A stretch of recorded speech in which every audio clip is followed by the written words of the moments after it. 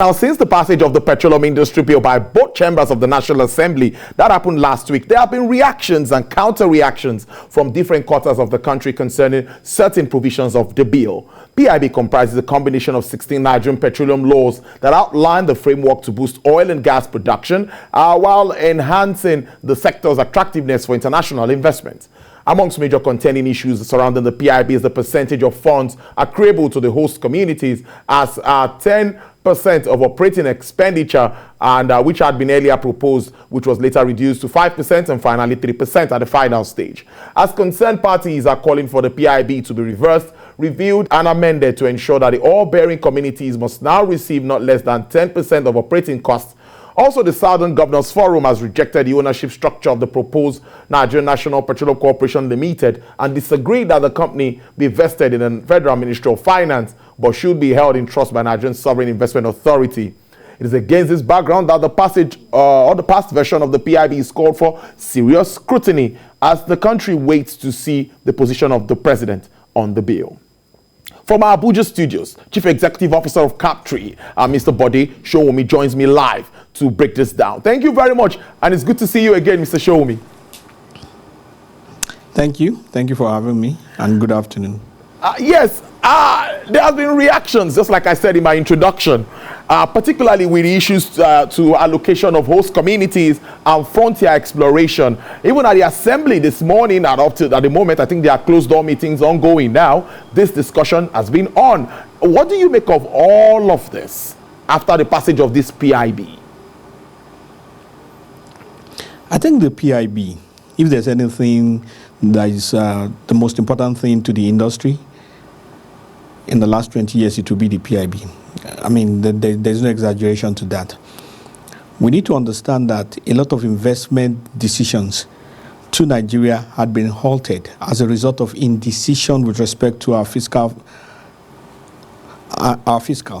And it will, whether by incident or accident, it is during those times when investment was hindered or stopped from coming to Nigeria that gas and oil was discovered in Ghana, in Sierra Leone, in Tanzania, and in a number of other countries. So right now, for a country that wants money, it is in our enlightened self-interest to ensure that we create the platform for investment destination to come here. So it's as simple as that. I think every other thing else is drama.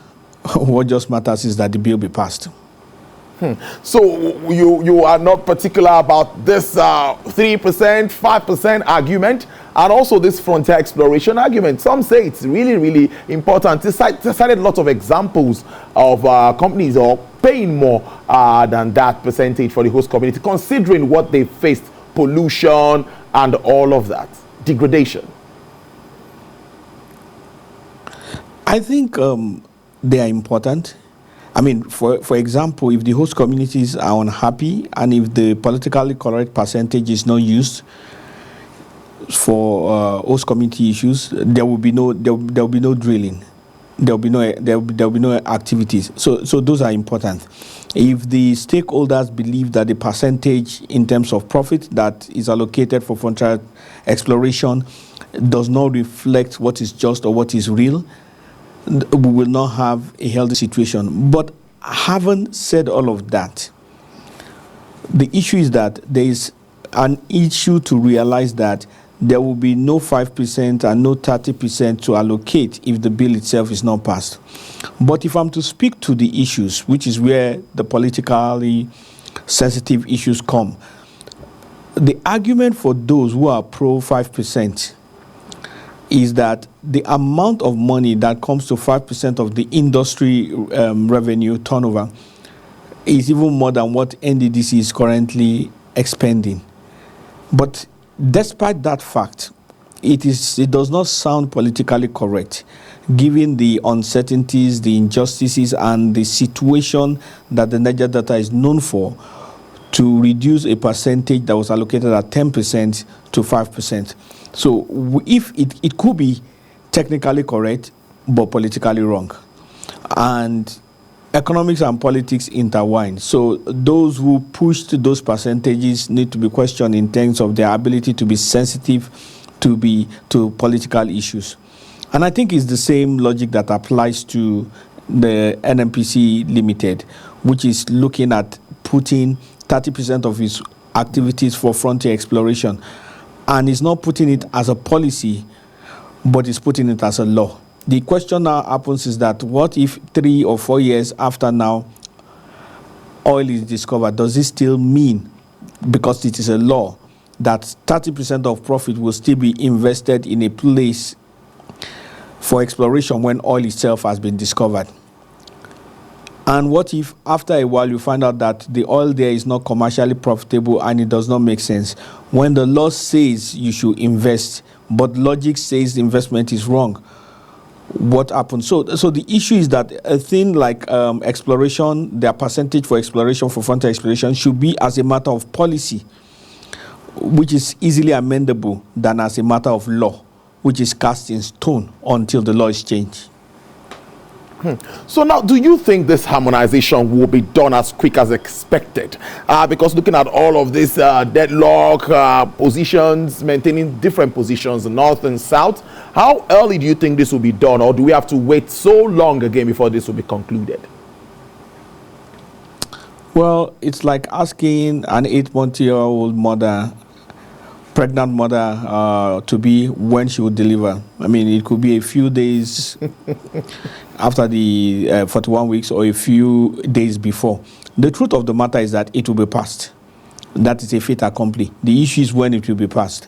Now, we need to understand that all the legislators that come from the south can be influenced by their governors.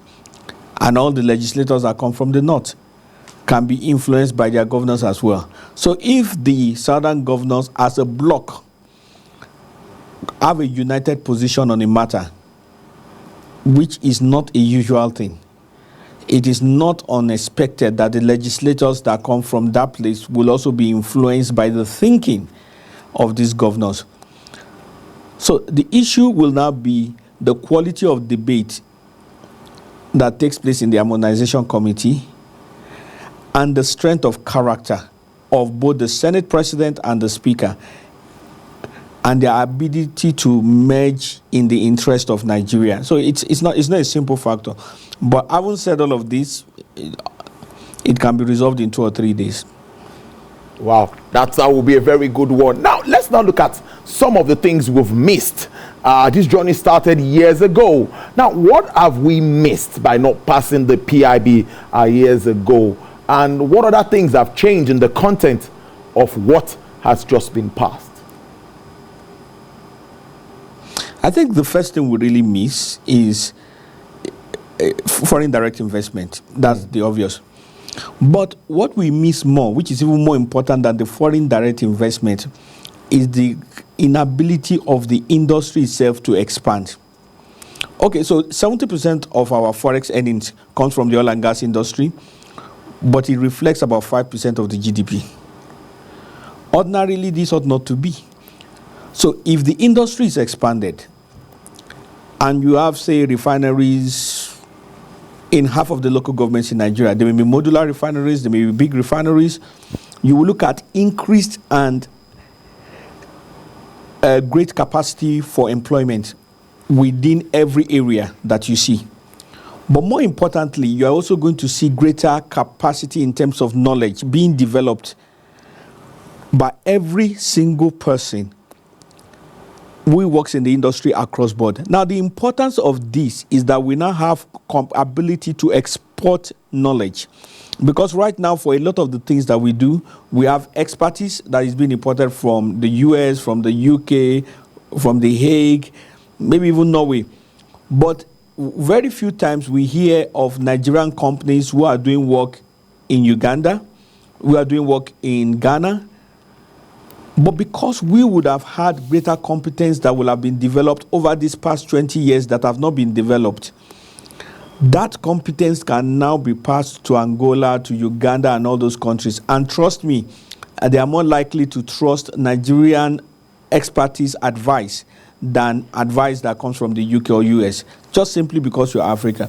But more importantly, you can also export them to Qatar, you can convert it to Venezuela. So we are talking about the capacity of input income that will come into our country, which has not actually been benefited from simply because we have not developed the knowledge. We need to realize that the greatest capacity is not even the oil, but it is the knowledge that comes from the oil. And it is in the process of exploiting and the activities that comes with the oil and the gas that allows competence to be developed.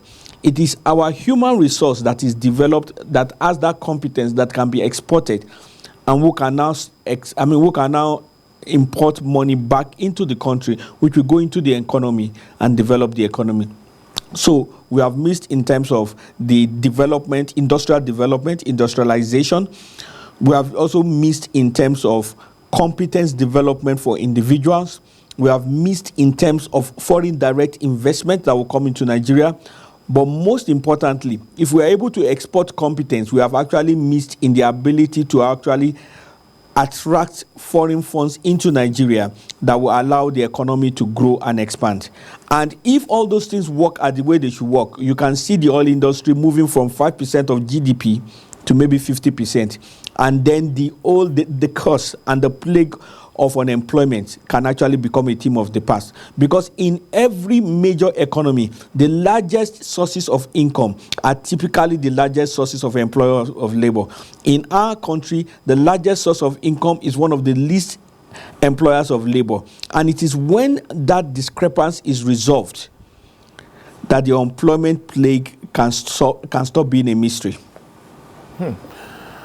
Mr. Showunmi, let me also ask you, international oil companies have an important role to play, of course, when it comes to the PIB and the industry in general. Now, some say that they've also had some input in maybe not letting the PIB get passed before now. Well, that's an allegation that needs to be, substantiated. But they are now saying that, my question is, do you think the present PIB favors all, talking about the IOCs, and of course government and us as the people?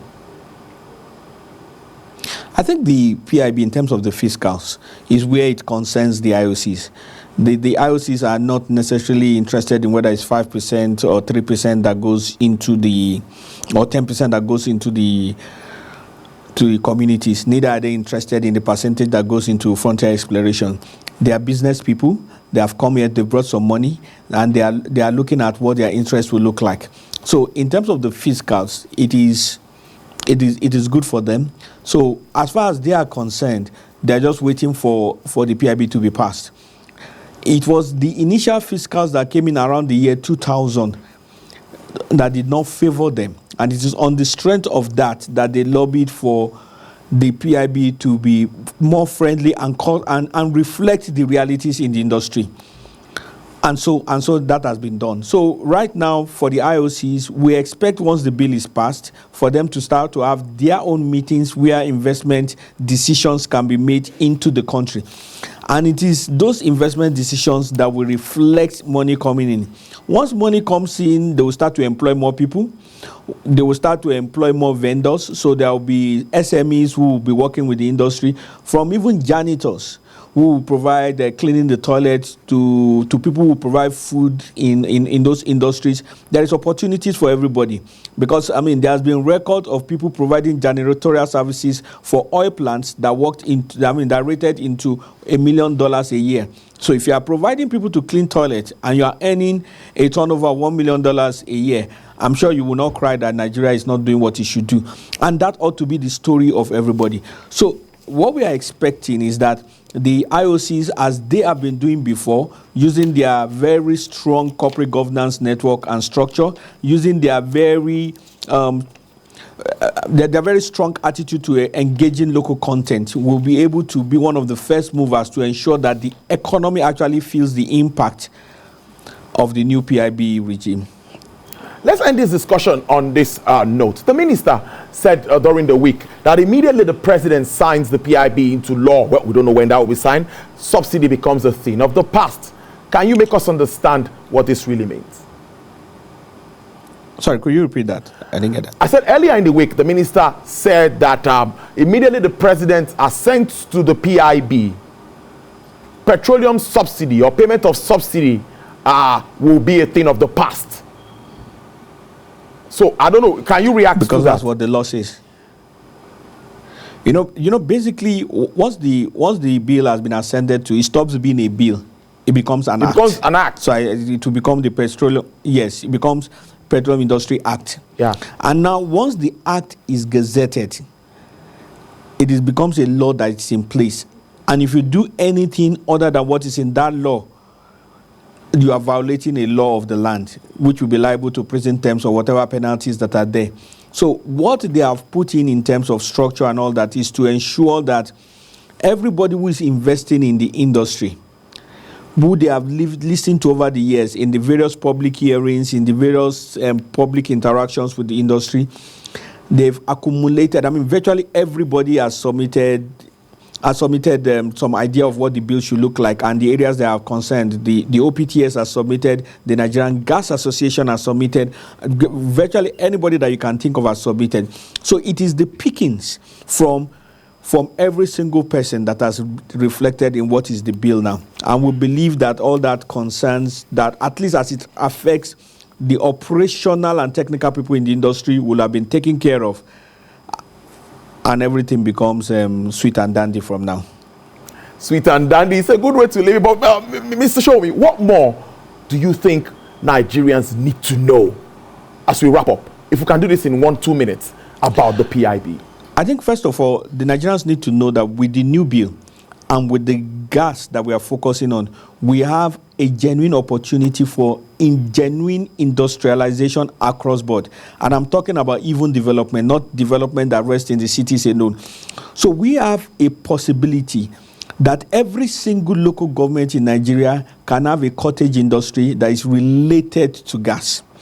What that means is that you have an industry in every local government. First of all, that is going to halt urban, rural migration. If you're a manager in Zenith Bank or in a bank in Lagos, going through the motions, and you find out that you are from Lantang or somewhere, and that there's an industry there, and then you can offer certain supplies and you can offer certain services there, and the amount that you're going to get after paying your staff will be twice your salary as a manager. You may want to think of going back home and contributing. So it is not everybody that is built for the city life. And so as a result, you will have people going to the rural areas who want to be in the rural areas, who can contribute to development there. When you have that, the pressure on the city reduces. You have genuine industrialization, genuine development in the rural areas, and then Nigeria moves towards the genuine country of development that we ought to be. So with this bill, as little as it is, as genuine as it starts, it offers that opportunity for genuine, total, comprehensive development. It's a good way to live it. I've been speaking to Mr. Bode Showunmi, who joined us from our Abuja studio, CEO, CAP3, professional in the oil and gas industry. Thank you so much for spending your afternoon with us. We really appreciate this. Enjoy the rest of your day. Thank you. The pleasure is all mine. All right, then.